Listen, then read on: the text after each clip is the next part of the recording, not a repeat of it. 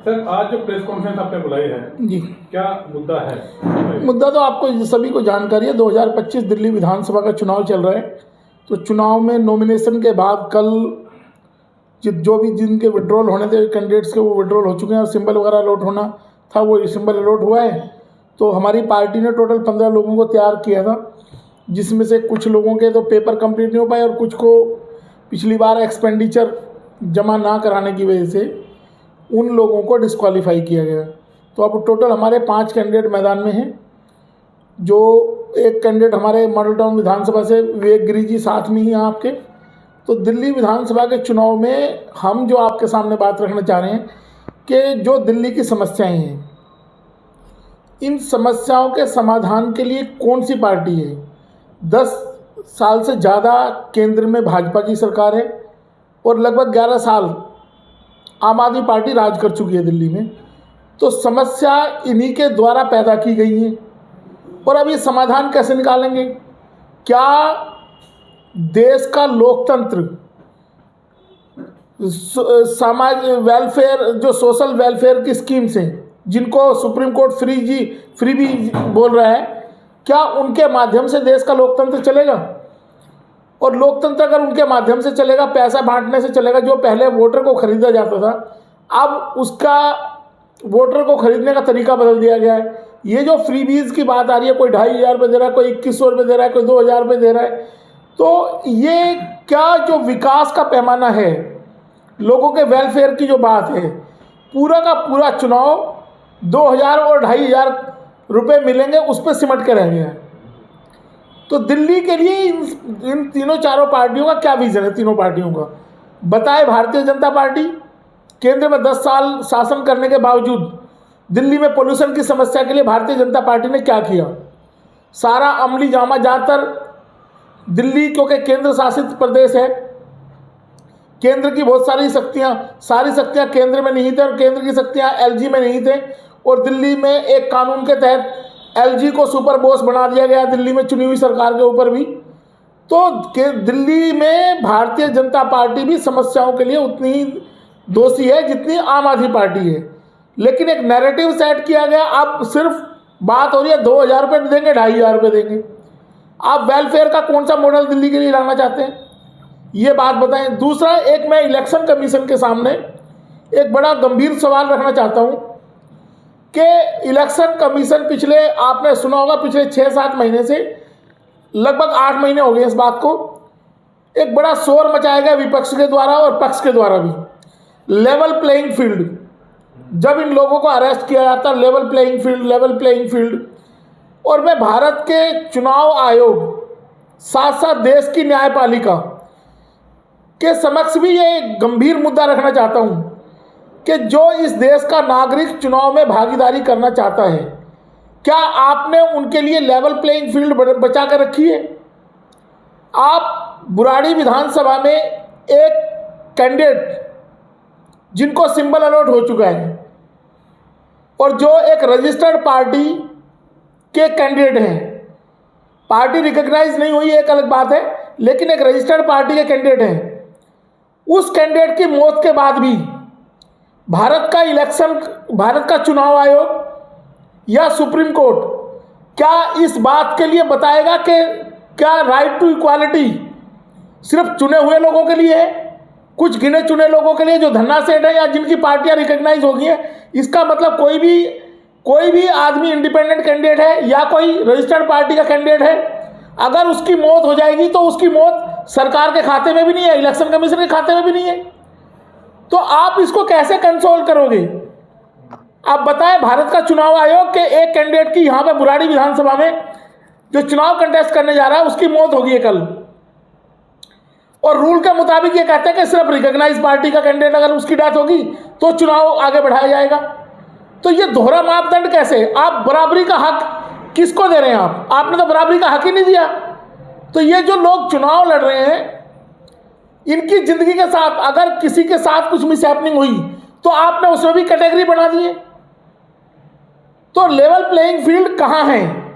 मैं supreme court से भी पूछना चाहता हूं और भारत के निर्वाचन आयोग से पूछना चाहता हूं कि कैंडिडेट की मौत के बाद, रजिस्टर्ड पार्टी के कैंडिडेट की मौत के बाद भी आप कोई संज्ञान नहीं ले रहे और आप कह रहे हैं चुनाव कंटिन्यू रहेगा, सिर्फ रिकॉग्नाइज पार्टी का कैंडिडेट मरेगा तो चुनाव पोस्टपोन हो सकता है। क्या वो कैंडिडेट उतना सीरियस नहीं था जिसने नॉमिनेशन फाइल किया जो चुनाव लड़ना चाहता था? तो ऐसे हालात में भारत के चुनाव आयोग के सामने भी मैं ये सवाल दाग रहा हूं कि भारत का चुनाव आयोग इन समस्याओं के मेरे मुद्दे के बारे में जवाब दे। भारत का चुनाव आयोग और सुप्रीम कोर्ट के बुराड़ी विधानसभा में जिस कैंडिडेट की डेथ हुई है उसके ऊपर उन्होंने क्या संज्ञान लिया और क्या उसके प्रति, क्या वो भारत का नागरिक नहीं था, क्या भारत का वोटर नहीं था, क्या वो रजिस्टर्ड पार्टी का मेंबर था? तो इसलिए उसके लिए चुनाव की कोई अहमियत नहीं है आपके लिए सिर्फ रिकॉग्नाइज पार्टियों की अहमियत है। और रिकॉग्नाइज पार्टी कैसे बनेगी? अगर कल को जिस कैंडिडेट की डेथ हुई है कल को उसको वोट पड़ जाते हैं सारे और वो जीत जाता है तो उसके लिए क्या सोचेंगे आप? तो चुनाव आयोग की मंशा पे, चुनाव आयोग की ध्रुवता पे मैं एक प्रश्न चिन्ह खड़ा कर रहा हूं, सुप्रीम कोर्ट के सामने भी ये प्रश्न चिन्ह खड़ा कर रहा हूं कि आप लेवल प्लेइंग फील्ड सिर्फ गिने चुने धन्ना सेठ लोगों के लिए बना रहे हैं, बाकी इस देश का गरीब जो वोटर है उसके लिए कोई लेवल प्लेइंग फील्ड नहीं है। उसको अपने संसाधनों से अपने तरीके से ही चुनाव लड़ना पड़ेगा। दूसरा, ये जो चुनाव चल रहा है अभी, हम इस चुनाव में बहुत ही गंभीर स्थिति में खड़े हुए हैं। अभी प्रदूषण के मुद्दे में कोई बात नहीं करता है, एजुकेशन के बारे में कोई बात नहीं करता है, बेरोजगारी के बारे में कोई बात नहीं करता है। दिल्ली में अनऑथराइज कॉलोनी 1731 कॉलोनी डीडीए मानती है। क्या उनका भविष्य क्या है? उन कॉलोनियों को आज तक रिकॉग्नाइज क्यों नहीं किया गया? क्या इस मुद्दे पे कोई भारतीय जनता पार्टी या आम आदमी पार्टी या कांग्रेस चुनाव लड़ रही है? उन लोगों के घरों आए दिन बुलडोजर से गिरा दिए जाते हैं, उनके बारे में भारतीय जनता पार्टी क्या कहती है?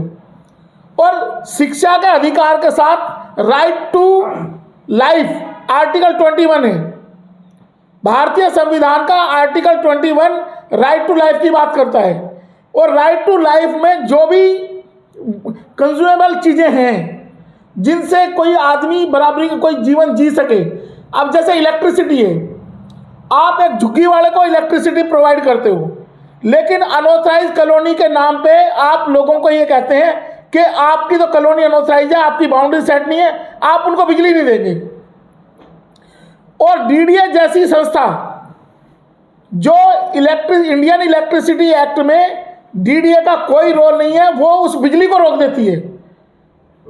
डीडीए जैसी संस्था लेटर लिख के बिजली की सप्लाई को रोक देती है। तो ये इलीगल एक्ट जो किया जा रहा है डीडीए एलजी की सह पे कर रही है।